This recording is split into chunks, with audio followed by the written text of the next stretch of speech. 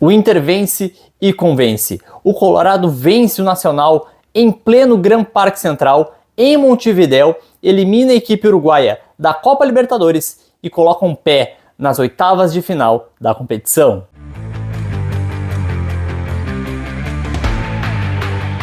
No fim, a escalação de Roger Machado com 3 volantes deu certo. Na verdade, eu não diria que a escalação de Roger Machado deu certo, mas sim a postura da equipe na partida de hoje, que foi extremamente combativa.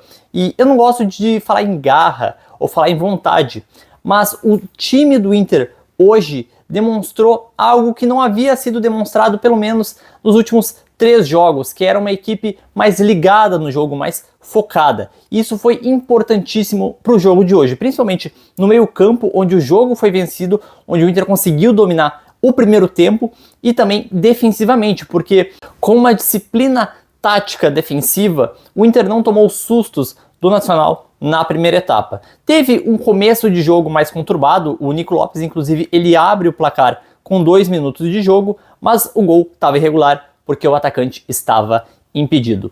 Mas tirando esse início de partida, o Inter não tomou susto, o Inter conseguiu dominar a partida contra o Nacional no primeiro tempo. E não só dominar, mas o Inter também teve lances de perigo.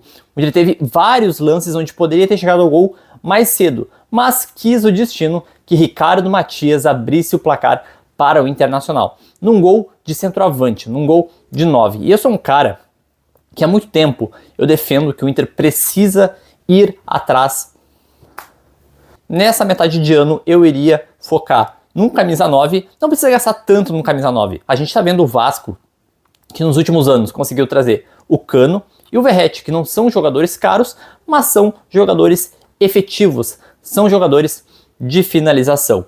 E além do 9, o Inter precisa buscar um 8. Eu acho que o Bruno Henrique fez uma boa partida hoje, tanto o Bruno Henrique quanto o Thiago Maia, mas a gente precisa de um jogador mais jovem para jogar ao lado do Fernando, até porque eu não acho que esse esquema de 3 volantes vai permanecer. O Roger até deu uma pista de que ele só está usando esse esquema por conta da falta de pontas, justamente por conta das lesões que vem acontecendo nos últimos jogos.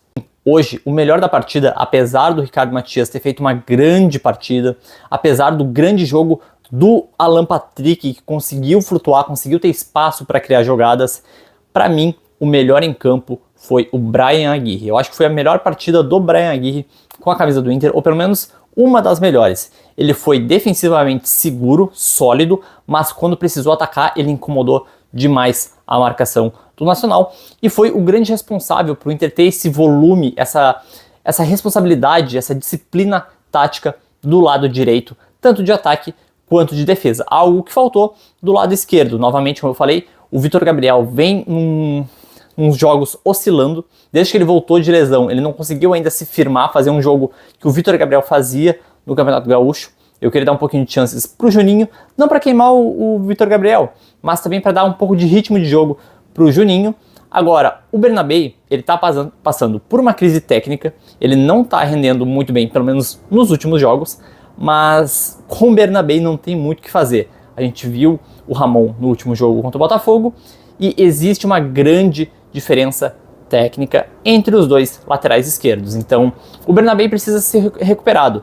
A gente precisa de um jogador marcador como o Fernando, por exemplo, para dar uma cobertura maior para ele na questão defensiva. Até porque atacando, apoiando, o Bernabei até que foi interessante no jogo de hoje, mas defensivamente deixam muito a desejar. Com essa vitória diante do Nacional, o Inter vai encarar o Mirassol no domingo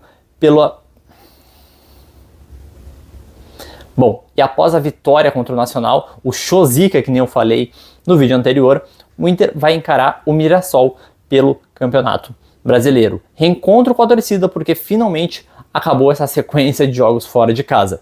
Mas depois do jogo contra o Mirassol, a gente tem um confronto contra o Maracanã, que não vai acontecer lá no Nordeste, mas sim em Florianópolis, no estádio Orlando Scarpelli, um pouco mais perto do Rio Grande do Sul, podendo ter um efetivo maior de torcedores do Internacional.